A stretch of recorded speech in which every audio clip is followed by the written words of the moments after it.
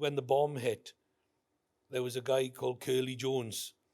And Curly is like, everybody knows, you've been in the military, you always go to the opposite or whatever it is. So if they're shorty, or they're normally sort of 7 foot tall, you know. And anyway, Curly, bald as a cue ball.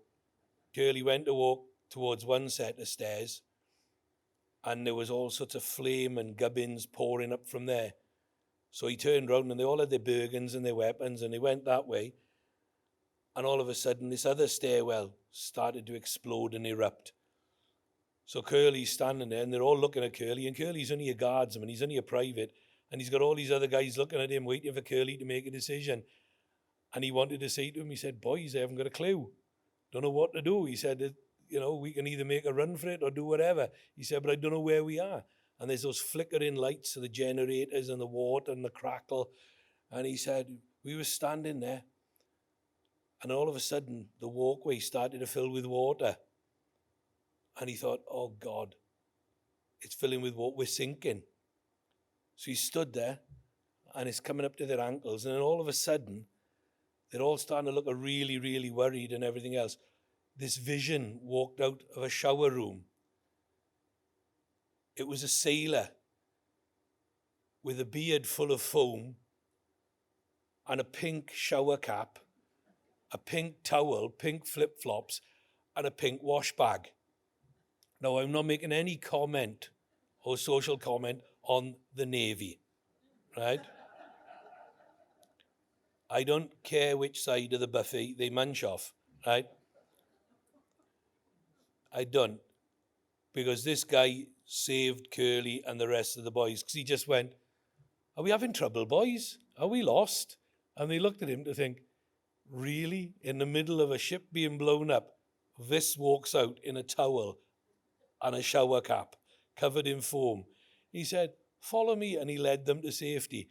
So even in times of great adversity and desperation, things happen that just take it completely out of context. It's totally incongruous, and it happens, but it's funny. So they had all the shrapnel bursting out of there, and the explosions coming from my platoon's kit, because I was a mortarman. So they had hundreds and hundreds of rounds of mortars exploding, heavy caliber, 30, 50 caliber machine gun bullets, grenades, vehicles exploding, spare fuel, all that, and even the 7.62 and 9mm ammunition, which are much smaller. All that was exploding. It's got to go somewhere. And they were hovering, and they had all that displacement of air and everything else, and he said he was there.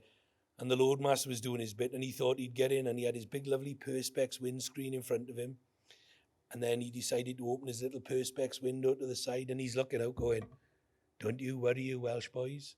Don't you worry, you Taffies. I'll save you. I'll be your saviour.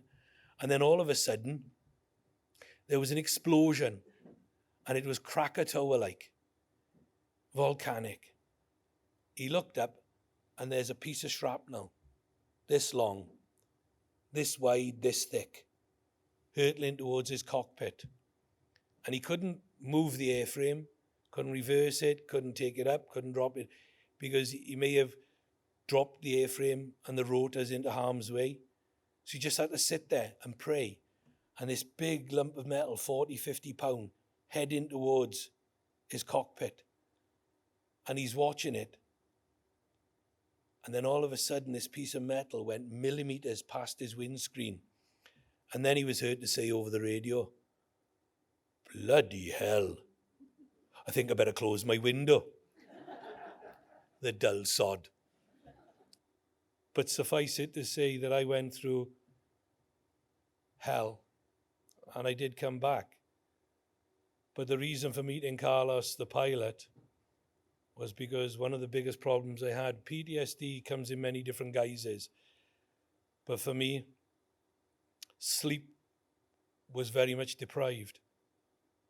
I couldn't get sleep at all, and I was waking every night at this 2, 3, 4 o'clock in the morning, and this black jet was screaming overhead with this hooded figure with these demonic flaming red eyes, and that was my every night. And he was asked, would he meet me? He was the guy that blew us up. And he was asked, would he meet me? And he had all that explained to him. And this is what a decent man he is. Morally courageous, decent human being. Carlos, he said, of course I'll meet him. I helped create his problems. Hopefully I can play a part in solving them.